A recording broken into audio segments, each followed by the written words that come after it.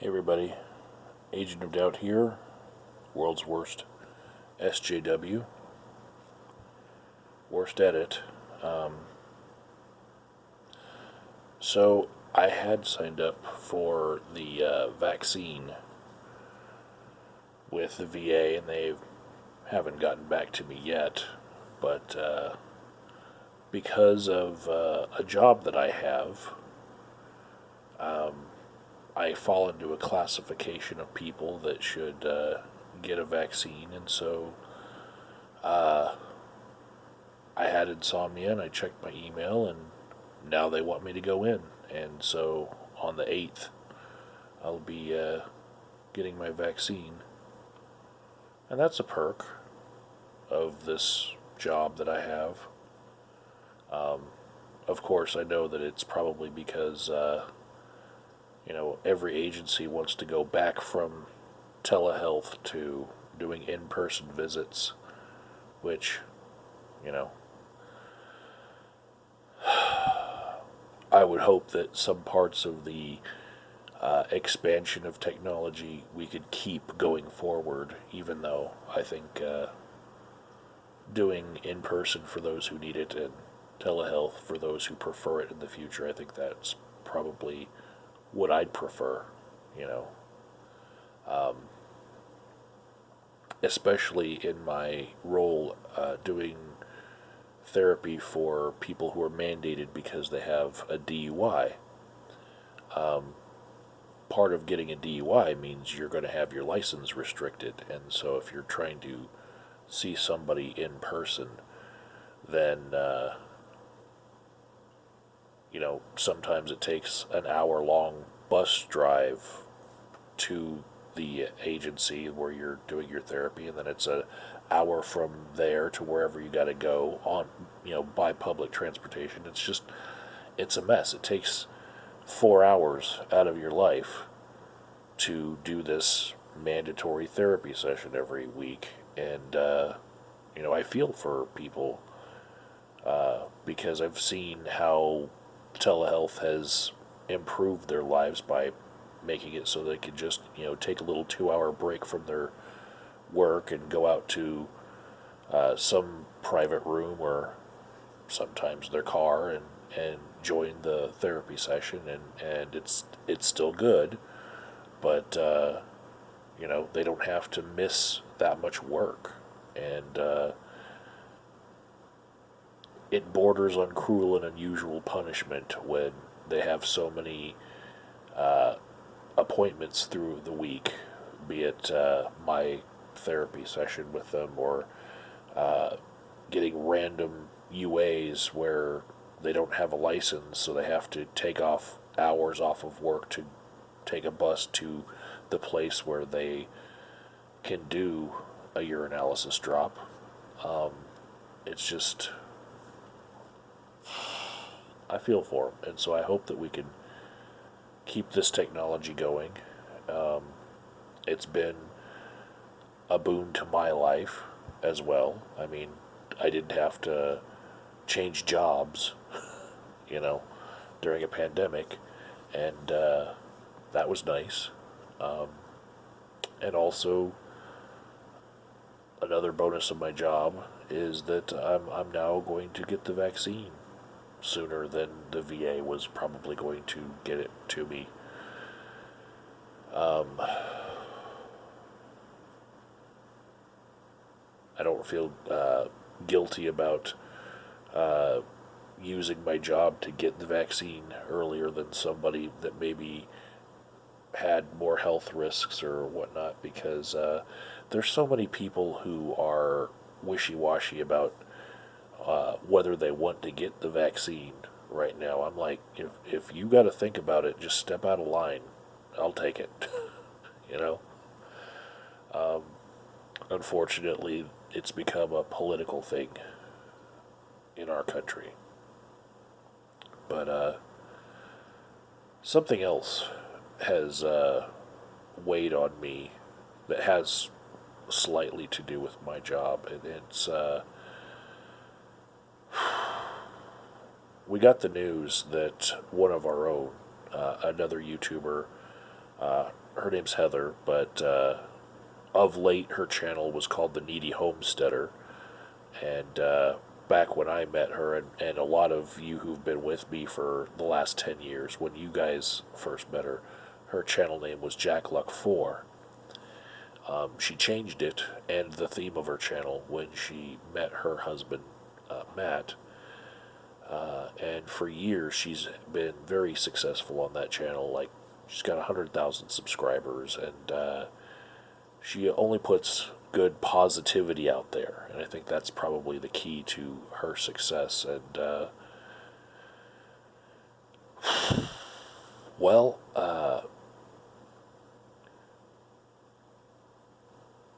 I don't mean to make this about me, and then I know I have a smaller audience, so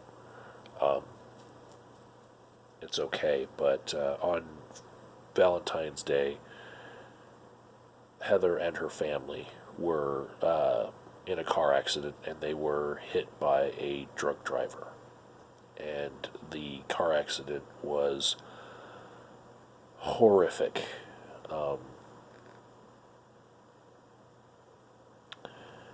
The pictures of the truck that are on the GoFundMe page are so bad. I've seen a lot of car accident, wreckages, and a lot of them, when I was in the Army, they used to put them on the exits. When soldiers were driving off post, they would see cars that had been smashed in accidents, drunk driving accidents. And I guess the Army was like buying the wreckages and like just sticking them on, on the exit gates, just to remind soldiers, like, hey, don't do that, putting up little signs for Mothers Against Drunk Driving and all that. But yeah, it was bad.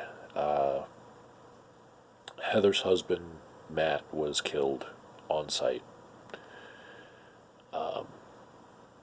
Heather had both of her arms and legs broken, and her kids were in the back, and they had injuries as well, broken bones and whatnot. Heather made a video, and I watched it, and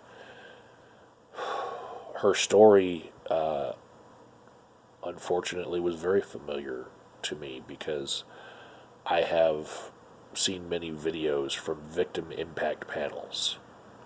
Here in Colorado, part of what people are sentenced to when they get a DUI is they have to take the victim impact panel, because just like victims get to make a statement in court to the people who hurt them, here in Colorado, victims get to talk to all the other people who get a DUI by participating in the victim impact panel.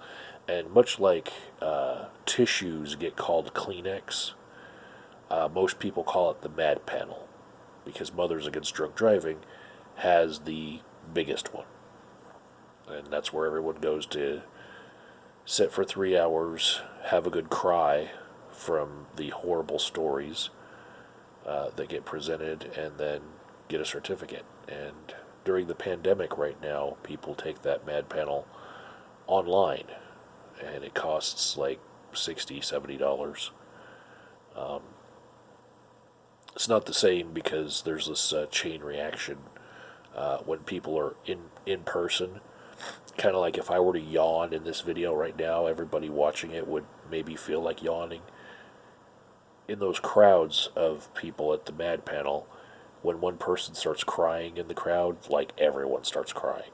And the tears just flow like a river. So, yeah, some parts of this pandemic and workarounds, they're not as effective, but we can't hold people up in their lives. We got to have things moving forward. So they made the MAD panel just an online experience now.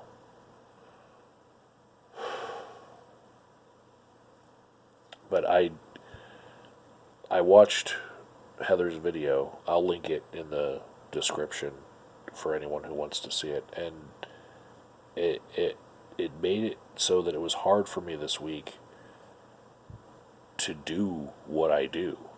I'm looking at all of my clients and I'm like, you know, all you guys were potentially the person that did this to our friend. And I haven't talked to Heather in years. I'm talking like almost a decade now.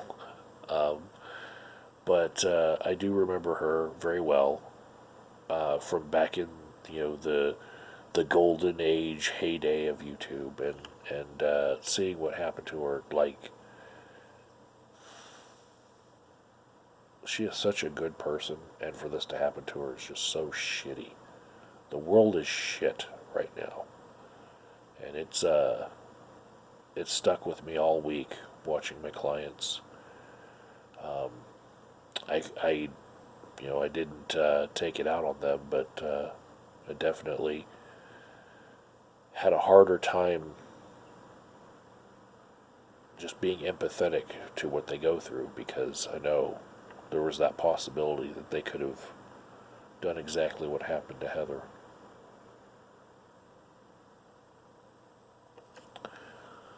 And now now that I haven't talked to her in years and years, I don't really want to reach out and say, anything as far as condolences.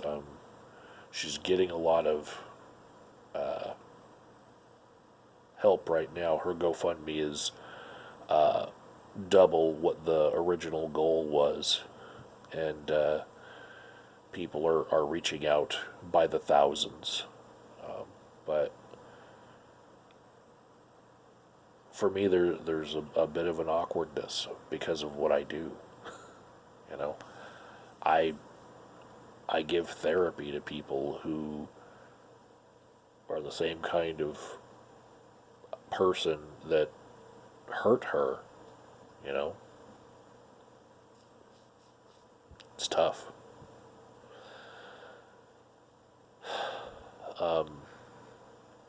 And this reminds me of something that happened a few years ago. I haven't told this story to YouTube, but I will now. Um, my brother had a really harsh divorce around 2010. And that's why I ended up in Colorado to, be some nearby family to help him with the whole burden of, raising kids and all that. And when that happened, there was a separation between me and all of his ex-wife's family. I didn't see any of them for a very, very long time. And so a couple years ago, my brother's ex's sister died of a heroin overdose. She was in a house which was like a known drug den to the police, and apparently she had been dead for a whole day before they decided to call the cops, because ostensibly, probably, people were hiding their stashes and cleaning up the house. But she just died of a heroin overdose. And I went to the funeral in place of my brother taking his kids, because this was their aunt, right? So I'm kind of chaperoning, the presence of my niece and nephew at this funeral. And some of these family members from his ex's family, they recognize me and start up a conversation, and they asked me, so what you been doing? Which, everybody kind of integrates their work into their identity, people say, what are you doing lately? What are you doing these days? They mean, where are you working? And at the time, I was working as an addiction counselor in a detox. And it was kind of awkward to say that to, a family that just lost somebody to a drug overdose. And I remember that feeling of like, ooh, the air just got really heavy. That's why it's, when I see a story like Heather's, I I don't feel like reaching out. Um, in time she'll find some help wherever she finds it, but I do feel for her. The world is proven to be shit once again this week.